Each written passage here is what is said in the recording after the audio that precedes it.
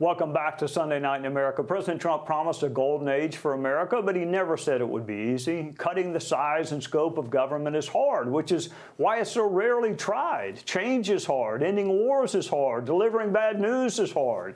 The economy is sending mixed signals. Inflation, job creation, unemployment, and the prospect of trade competition seem to have rattled the markets. The markets don't just impact people of wealth. Their pension plans and retirement savings and everyday Americans are impacted, and it's on a roller coaster. So when does it end?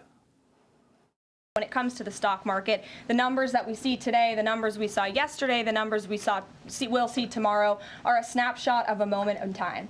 And as President Trump has said, and I'm here to echo the remarks of this president of this White House, we are in a period of economic transition. 2.4% contraction? Correct. First quarter. Okay, right now. That is ridiculous. The president's not relenting on tariffs, but neither are other countries. So where does that lead us? Joining us is Forbes media chairman and editor-in-chief Steve Forbes. Welcome, Mr. Forbes. I actually stopped looking at the market. I've been watching Silence of the Lambs. Yes, sir, you too. I've been watching Silence of the Lambs because it's less scary for me than looking at the stock market. So what's going on with the market? Well, don't pay too much attention to Hannibal right now, but the uncertainty of the tariffs has really had businesses and individuals halting on their plans. They want to see what the rules of the road are going into the future. So the sooner the president can get stability in terms of setting these tariff rates, people know what the rules of the game are.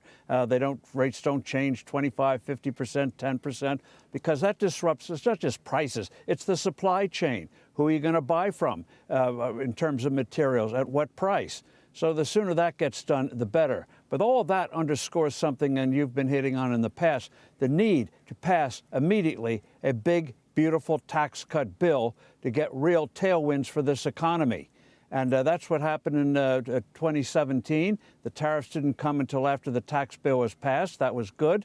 So in terms of the tax bill, I hope your colleagues, former colleagues, throw away the roadblocks thrown up by the Congressional Budget Office, which is not in the Constitution, and put a big tax cut in place. Not just renewing the tax cuts, Trey, but also cutting individual income tax rates. Get around this blue state obsession with deductibility of SALT, state and local taxes, and cut to two tax rates.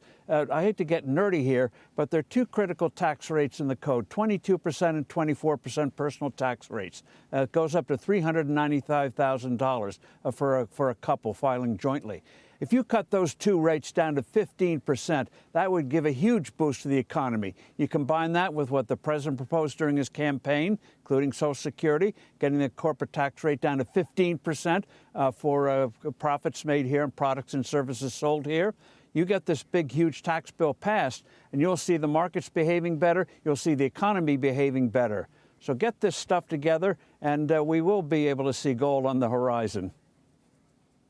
I am sure the guys and gals working on that reconciliation package are listening to you right now, Mr. Forbes. Let me ask you about tariffs and trade. It could be argued that no one actually wins a trade war. So what is the president trying to do, and how are other countries reacting, and where do you see this ending?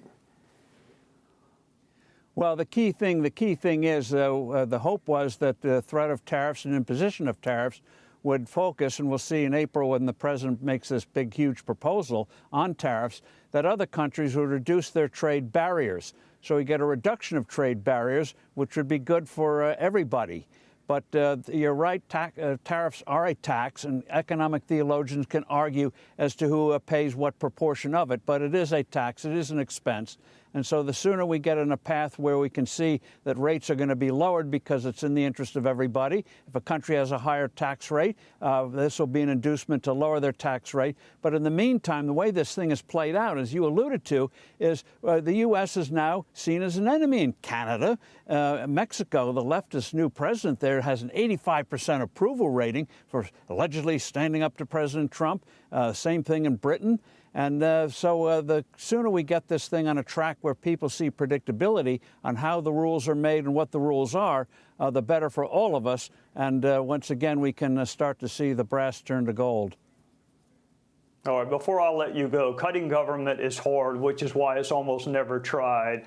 If you were standing before a town hall trying to explain to people why the pain, why the temporary suffering, what would you say to them? Because it is tough on some people. It is, and when you do something in a rush, you're going to have situations where you're going to have to make reversals. You got the courts getting involved and all that sort of thing.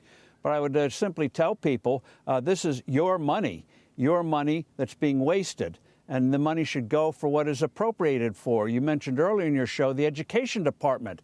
That is the antithesis what they've done to education. So return those monies to you, the parents, return them to the states, and let you decide how those dollars are going to be spent in terms of improving education opportunities. So I would just say it's your money. If you want it wasted, we can continue the old ways, but it's just going to get worse. What the revelations of what Lee Zeldin, the commissioner of the EPA, revealed in terms of billions of dollars being wasted in terms of these things that are unaccountable. It's like laundering money. They give it to an organization, that gives it to other organizations, and you end up financing stuff. People scratch their heads, how did this happen? And fortunately, Musk and the Muscovites are digging in a way, in a granular way that has never been done before, finding out where the money really goes. Steve Forbes, thank you for joining us. Usually you have to pay a lot of money to get advice from you, but tonight we got it for free. So Steve Forbes, thank you for joining us on a Sunday night. My pleasure. Thank you very much. Hey, Sean Hannity here. Hey, click here to subscribe to Fox News YouTube page and catch our hottest interviews and most compelling analysis. You will not get it anywhere else.